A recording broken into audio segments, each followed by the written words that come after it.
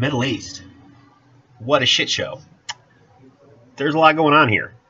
There really is. A lot of people really don't understand American policy, American foreign policy. Is I guess if you look at the world through big players, I mean, it'd be really hard pressed. You'd be hard pressed just by looking at the EU, China, and the United States of America. You'd be really hard pressed to to figure out a rhyme or reason to what's going on. I mean, let's take the Iraq War for instance. Now what happened was, and a lot of people are right and a lot of people are wrong, but can you see this? You can't. A lot of people are right and a lot of people are wrong. It wasn't about oil. That's ridiculous. I mean, especially if you look at the contracts.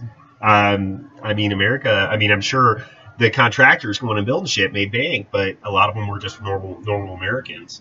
But here's the situation. Here's the situation with Iraq. Is we had a lot of in 2002, 2003, we had a lot of people screaming for blood. People were fucking pissed. People were pissed. So we've got Afghanistan over here, and Afghanistan has always been, it's a middle kingdom. They're like the Vietnamese. They're there and they're staying, and they're not fucking going anywhere. The fact that they're still in Afghanistan is the same reason they're still a Poland and they're still a Vietnam and a Ethiopia too. I mean, these are just people who are absolutely 100% warriors. That's what they do. I mean, I'm not trying to demean them.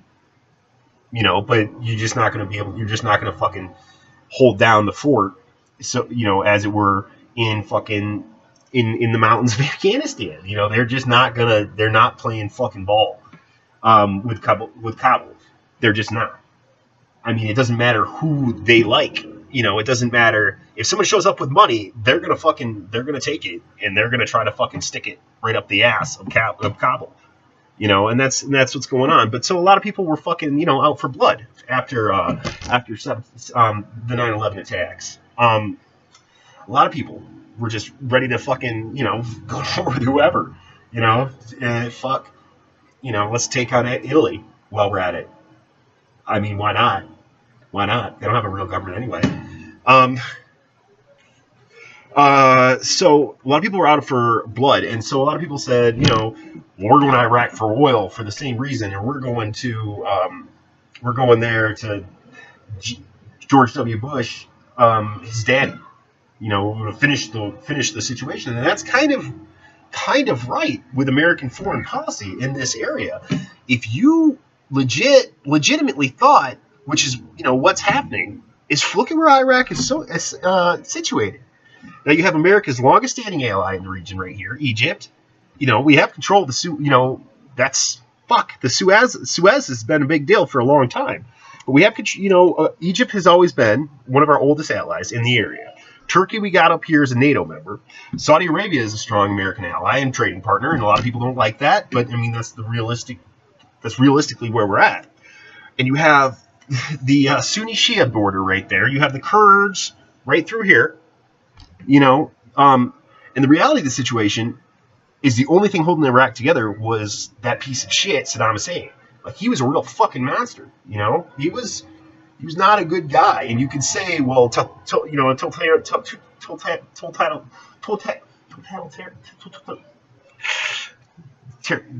a despot regime, there we go, fewer syllables, will hold this together. And you can see a strong arm does seem to hold together Turkmenistan, Uzbekistan, Kazakhstan, Tajikistan, and Kyrgyzstan. Strong arms really do somewhat help in these regions. You know what I'm saying? But you couldn't. Here was the situation with Iraq and going into Iraq.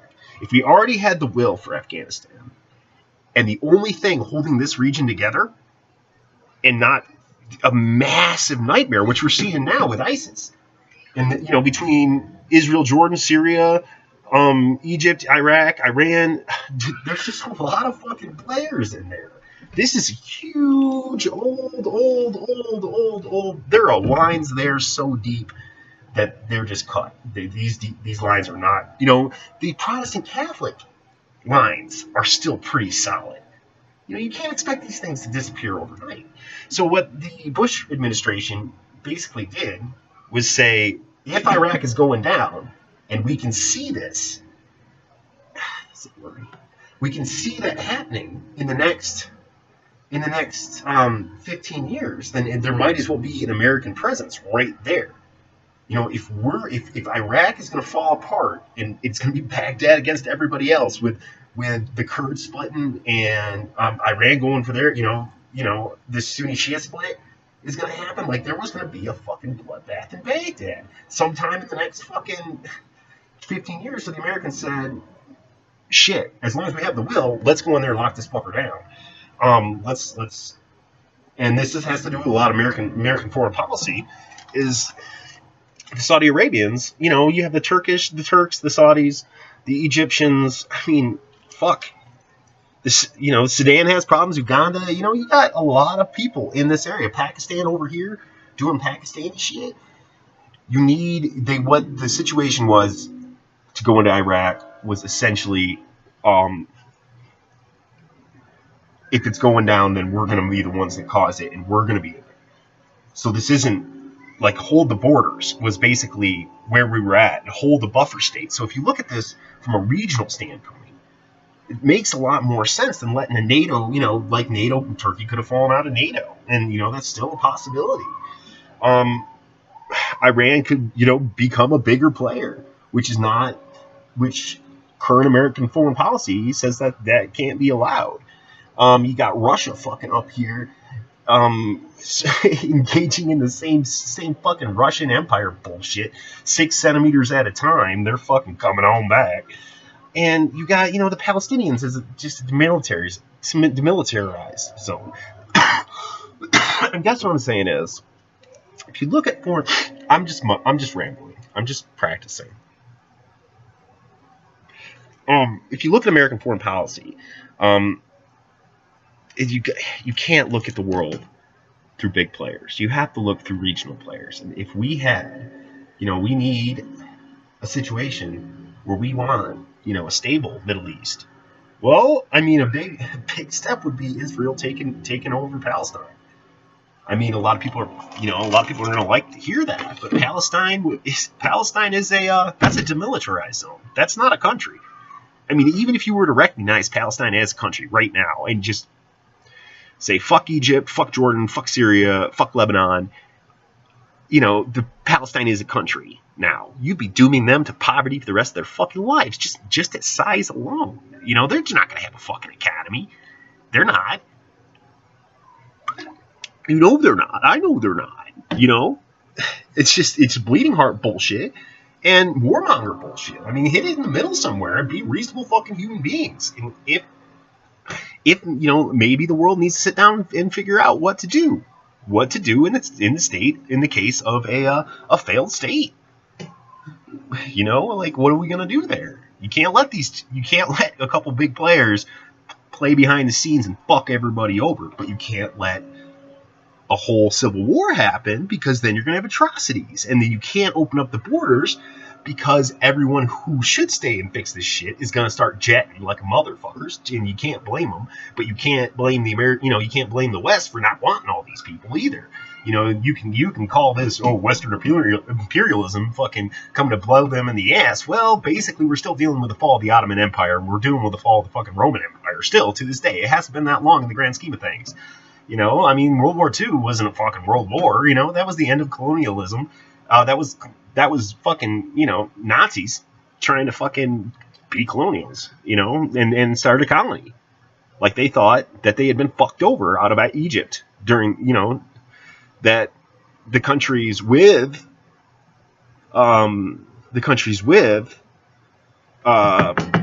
basically navies, France, England, Portugal, Spain, Italy failed miserably. But, that's what the Italians, that's why all these countries in that time, the Italians and the Germans and the Japanese were all trying to be major players. They're all trying to be major players, but they were playing an old game, if that makes sense. They were playing a game where where colonialism was the end result. Like, if you wanted to be the biggest player in the world, and if you wanted to have a say in things, then you need to take over. You know, you need to have expansion in place. And expansion, if you want to expand your economy. I'm not saying that right. Colonialism was a valid economic system. You know, I mean, you can fucking point to it and say it sucked. Shit, you can point to a lot of things and say they suck. But when looking through the past, World War II and World War I was just colonialism hitting the modern world. You know, and then World War II, it came to a head because the Italians didn't have shit. What'd they have? Getting their asses kicked by the Ethiopians. The Germans had no space. Every time they fucking ended up somewhere, you know, they did a bad name. And they ended up with all the shit places that the fucking, and no offense, you know, Africa, and where pretty much everything else was a lot more exploitable than what the Germans ended up with, and the Italians and the Japanese. And so the situation became, well, who the fuck are you to talk? You know, if England has all these holdings, and they were, you know, England still had India. You know, the English Empire, the British Empire didn't fall apart until 1965. You know, 1980 is when the final nails in the coffin of that shit was. France had, you know, holdings. Even Portugal and Spain, you know, during their fascist times were. But that's why the fascists didn't really have, and the Mediterranean fascists were kind of hold off. Compared to, you know, Germany, is because the Italians wanted time to expand, and the Japanese wanted time to expand, but that just wasn't economical anymore. It wasn't economical in the grand scheme of things, that you didn't really need these places to spread out to. Anyway, colonialism causing World War I and World War II. Right now, you have something different, because if you know, you kind of like remove every single part of that situation of World War I and World War II, and so you have, you know, the Middle East ending up like this because of the Ottoman Empire fall, and because of colonialism basically just being like, you know, these are the lines we're going with. What is today's colonialism? You know, today's colonialism is that's asinine. I mean, it's the stupidest thing I've ever heard, that anyone actually still believes that mutually assured destruction is still a thing. It's not. You know, it wasn't a thing. It was made up bullshit to convince people that only 6 or 7 countries should have say in the world. And that's what's happening right now, is you're going to have, instead of colonialism, you're going to have people rushing for nuclear bombs because you're not allowing regional players to do regional player shit. Like Pakistan, of course Pakistan's going to exert influence over Afghanistan. You know, of course Saudi Arabia is going to have an eye on fucking Iraq. And of course Turkey's looking down at Lebanon and Syria. And of course Israel's fucking, you know, sitting in the corner with a gun looking everywhere. You know, this is, you know, if you just stopped and thought about this, then maybe mutually assured destruction is not valid. I mean, it definitely isn't valid. Like, no one believes that shit. That's actually, you know, a reasonably intelligent human being, that mutually assured destruction is a thing.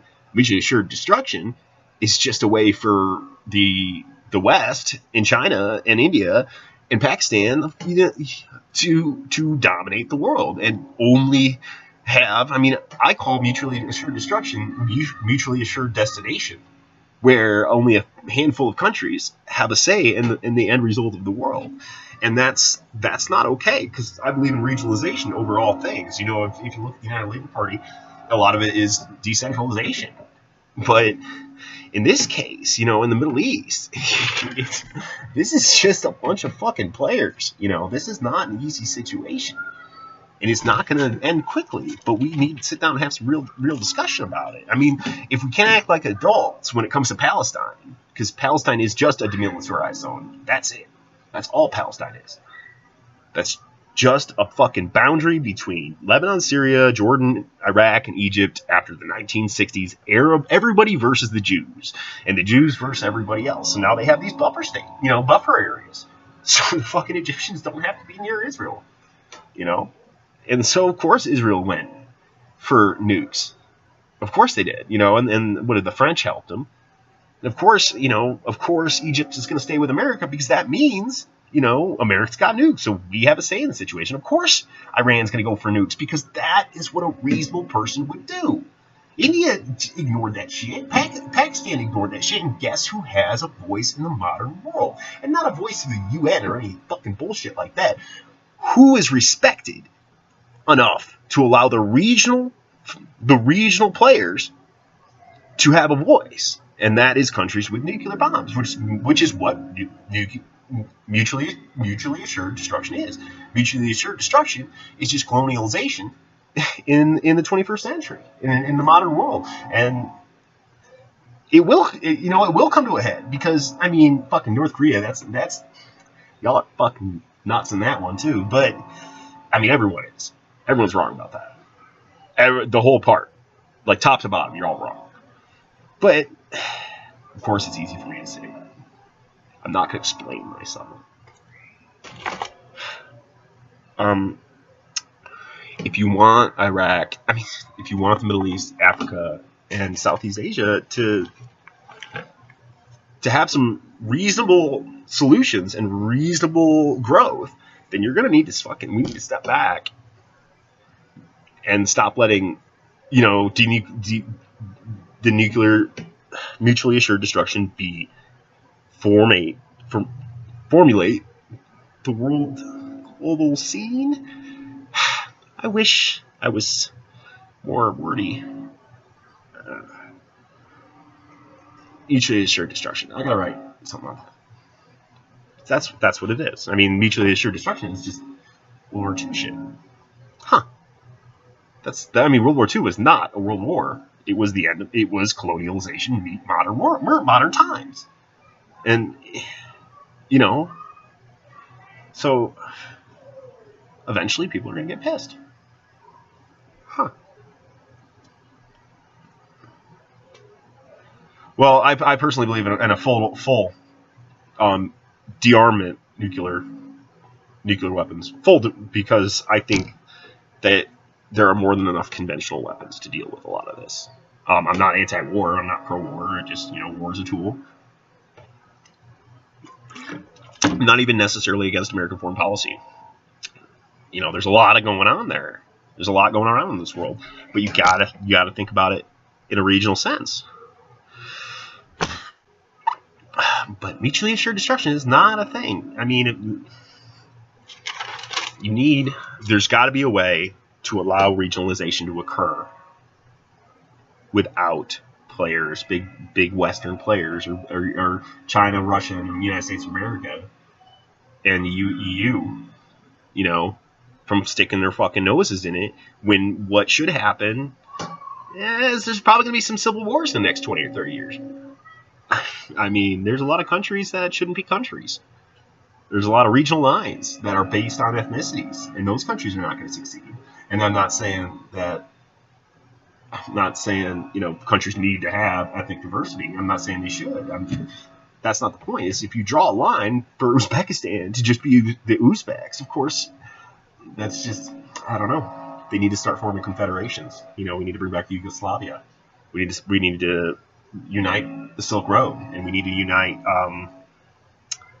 the Ivory Coast, because confederacies, not one country, but confederacies, so regional players keep the situation together.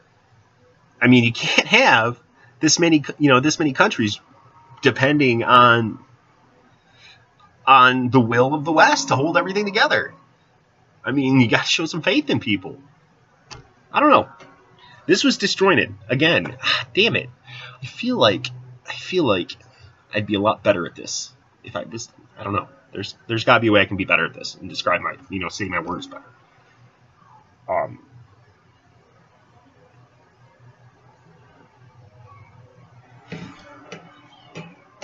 I have a plan that is basically